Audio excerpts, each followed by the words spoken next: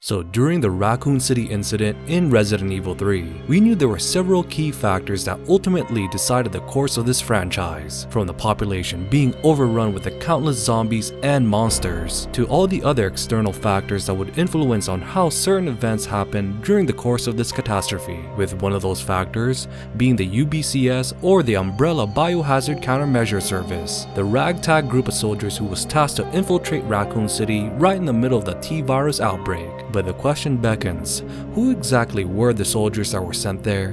Why were they sent there in the first place? What caused their downfall during the events of RE3? And what other motives were in play during this high-stakes mission? All this will be answered in this video. So before we do get started, I just want to say my name's DeVuH, and I do cover a lot of Resident Evil and other survival horror content on my channel. So if you guys enjoy these types of videos, then please feel free to like and subscribe for more content like this in the future, and also possibly adding me both on Instagram and on Twitter, where you guys can message me there personally at any time. She's unreliable. Okay, so starting off, let's go ahead and discuss what was the U.B.C.S. and what was their general purpose within the Umbrella Corporation. So the Umbrella Biohazard Countermeasure Service, as the name suggests, was a group of mercenaries hired by Umbrella to accomplish certain types of dangerous missions, ranging from saving innocent civilians in Raccoon City to combating the many zombies and monsters. Which at first glance, it may seem like that these mercenaries holds a very different ideology from the Umbrella Corporation, especially after we've learned that they've conducted many inhumane experiments on innocent people. So having the U.B.C.S. doing something good for the civilians of Raccoon City may have some people scratching their heads as to why they seem to be on the good side of things. But of course, we quickly find out that among the general members of the U.B.C.S., there were a select few who was given a different type of mission, a mission that would reflect the evil side of the Umbrella Corporation, which these secretive members were called monitors, who would play the facade of doing the exact same mission as the rest of the members, but had the additional task of gathering data from the BOWs that roamed Raccoon City. Also on a quick note, some of these BOWs were released by Umbrella themselves, which constitutes the Hunters, the T-103 Tyrants like Mr. X, and the Pursuer Tyrant Nemesis, which would be used to help the monitors gather more info for Umbrella and test the general members of the U.B.C.S. on how well do these BOWs stand against the combat versus soldiers. But a bit later in the video, we'll get into more of the specifics on which monitor had the most impact during Resident Evil 3. Also on a last note in regards to these monitors, they had the second task of destroying all the incriminating evidence that would point to Umbrella's involvement with the T-virus outbreak, which would be either through the destruction of the regular documents in the Umbrella Nest facility to eliminating certain personnel, but again we'll get into more of the specifics on that as well. Anyway, so with the constitution and objectives of the U.B.C.S. covered, let's go ahead and specify the exact mission they had to do in Raccoon City and how this would lead to their overall downfall, where we can follow Carlos Oliveira and his point of view during this catastrophe. So starting quickly with his background, he was a regular mercenary from Central America, and depending on which source material we choose from, he would be approached by Umbrella to join the U.B.C.S. with the hook of better pay and opportunity. Anyway, name's Carlos. Glad to meet you, lady. This of course would pique Carlos's interest and would join this organization. Also, just prior to his mission in Raccoon City, Carlos would befriend another U.B.C.S. member by the name of Murphy, who was secretly also a monitor, but didn't have the same hostile nature like someone we know. But as we follow the events of the U.B.C.S. and Carlos, it was said that their mission was to infiltrate Raccoon City and rescue any civilians and evacuate, with the evac zone being the clock tower area, and the mechanisms to let the escape chopper know was to ring the bell of the facility. But though their mission seemed easy enough for these combat experienced soldiers, none of them could account for the sheer magnitude of the infected, and that Umbrella themselves sent their many BOWs to be tested alongside the many U.B.C.S. members, with really only a couple of members knew exactly what was going on, but to his benefit made sure to keep quiet. But once arriving in Raccoon City, most of their members were quickly decimated, with the opening cutscene from the classic Resident Evil 3 signifying this event, so the remaining survivors had no choice but to continue forward with their mission, and Carlos had to try to make an attempt to contact anyone from the outside of the city for support, which this would be the first time Jill Valentine heard of Carlos from the classic game. No! Come anyone! Our platoon is cut off! No survivors found! This is Carlos! And it's coordinated immediately!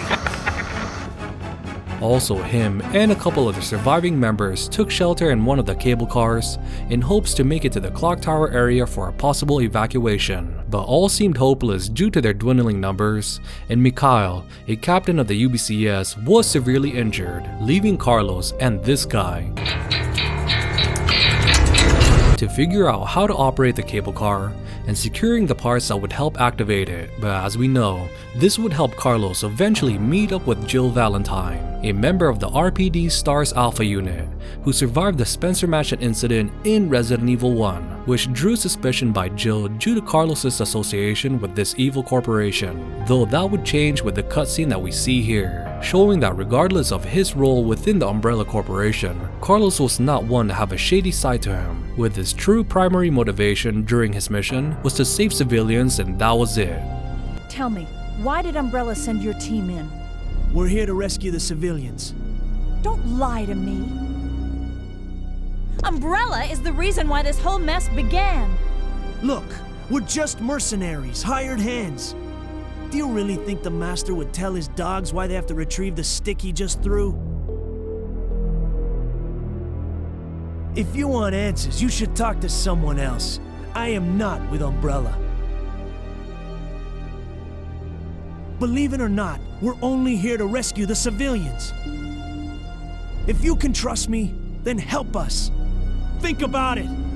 So during the course of the game, with most of the members decimated, and the few who did survive seemed to be picked off one by one, with this being done by this monitor, and showing his traitorous nature being exemplified with his actions. Which our guy here, Nikolai, really took it to a whole nother level, because not only did he try to acquire battle data from the BOWs in the city, but he had no second thoughts of using the other Umbrella personnel to his benefit, which was shown with these moments.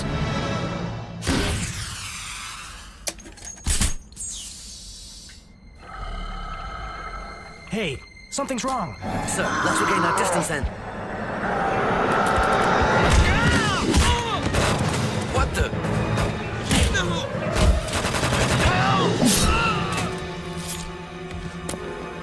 You!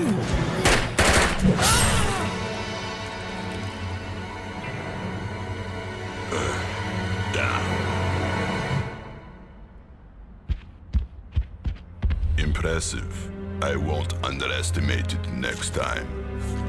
It must be going to the man. Might as well set it up.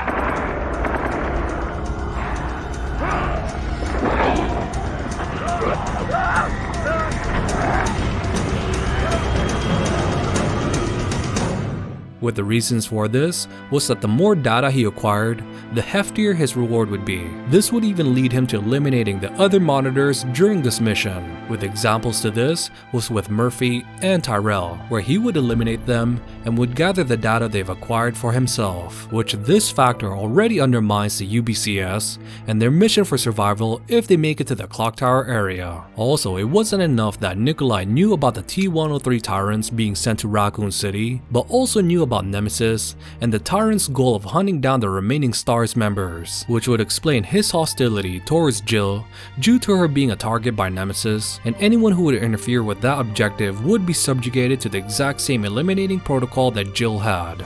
She's unreliable. Can't pull the trigger when it counts. Hey, take it easy. She'll get you killed. Also, since Carlos Nikolai and Mihkail had their goals set to arrive at the clock tower, they were actually not the only ones to arrive at the area, because it was stated in some of the files within the RE lore that if the UBCS members made it to the evac area, they were tasked to secure it and ring the bell to notify the escape chopper. But for those who made it there, this was a difficult task due to the many zombies and other members betraying one another, taking each other's gears and caches in hopes of survival. What? But as we move along the storyline, Jill and the other survivors would eventually make it to the clock tower area, where they would ring the bell for their escape.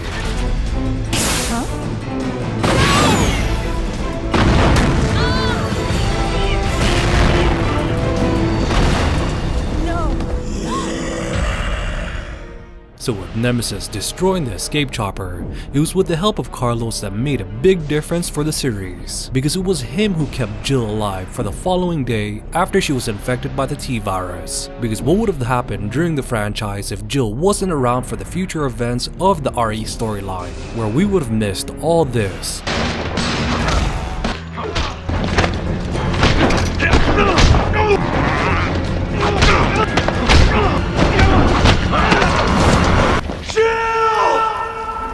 So Carlos's actions really did help with the series, and the eventual downfall of Nikolai also helped as well, and depending on how we play, he'll meet his end in a different manner. So in conclusion, the UBCS was clearly misinformed in regards to their mission, lacking the proper knowledge in regards to the magnitude of the infected in the city, and the many BOWs didn't help with that factor as well. Also the monitors, particularly Nikolai, didn't help as well,